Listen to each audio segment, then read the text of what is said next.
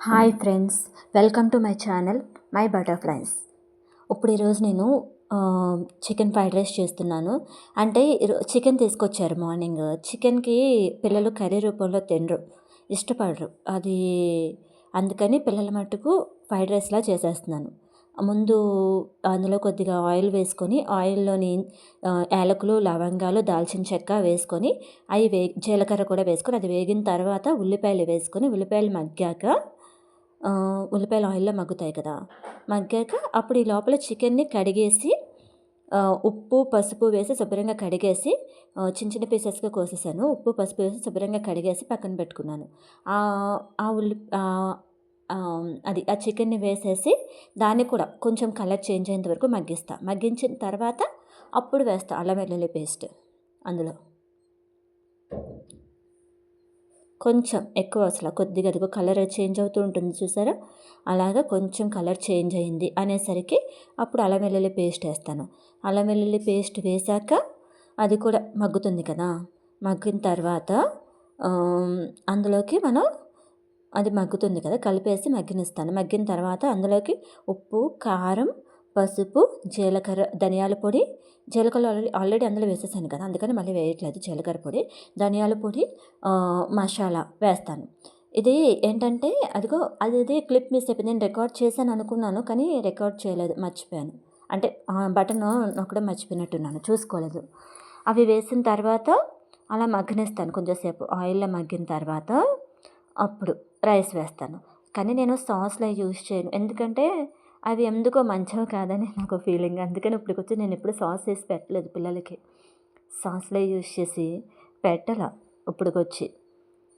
ఎప్పుడైనా fried rice చేయాలన్నా, noodles చేయాలన్నా కూడా ఇంక ఇలాగే చేసేస్తాను. మనకి ఇంట్లో ఉన్న వాటితోనే చేసేస్తాను తప్ప సాస్ తేను. సాస్ అసలు వాడను ఇంట్లో.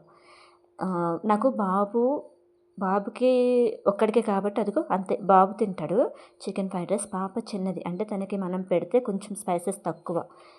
3 years పాప తను, అందుకని స్పైసెస్ తక్కువగా వాడతాను. అదిగో అన్నం వేసేసి అలాగా పైన మెత్తగా చేసి వేస్తే బాగుంటుంది కదా అని చేతితో వేస్తున్నాను అలాగా. ఇంకొకటి మీకు వెనకాల ఒకటి బోర్డు కింద కనిపిస్తుంది చూసారా, అదేంటంటే అది మాకు వినాయకుడిది బొమ్మ ఉంటుంది ఇంట్లో, గిఫ్ట్ వచ్చింది. గృహప్రవేశం టైంలో గిఫ్ట్గా వచ్చింది. అదేం చేసామంటే వెనకాల వైట్ కలర్ వచ్చింది. వైట్ కలర్ వెనకాల ఖాళీగా వైట్ కలర్ వచ్చి ఏంటి, గ్యాస్కి వెనకాల ప్లేస్ అనేది వైట్ కలర్ కాఫీ లాగా వచ్చింది. అంటే దాన్ని ఆయిల్ పడితే ఆయిల్ మరకలై పడిపోయి చిరాగ్గా కనిపిస్తుంది అని చెప్పి ఆ ప్లేస్లో ఇలాగ వినాయకుడిది మనకి గిఫ్ట్స్ వస్తాయి కదా, ఆ గిఫ్ట్ది వెనకాల పెట్టా, గిఫ్ట్ బాక్స్ వెనకాల పెట్టా. ఇప్పుడు ఏమవుతుందంటే దాన్ని చూసాను ఆయిల్ మరకలై ఉన్నాయి. దాని మీద ఏంటంటే ఆయిల్ మరకలు దాని మీదే పడతాయి. మనకి కొంచెం అది చిరాకు అయిందనేసరికి అదొకటి మార్చుకుంటే సరిపోతుంది. మనకి మళ్ళీ వెనకాల చిరాకు అయ్యి, నాది అసలే వైట్ కలర్, దానివల్ల ఇట్టే మొత్తం పాడైపోతుంది. అందుకని చెప్పేసి ఇలా చేశాను పిల్లలకి కదా. ఇదిగో నెయ్యి వాడుతున్నాను, నెయ్యి వేసాను, కొంచెం నెయ్యి ఎక్కువ వేసాను అందులో.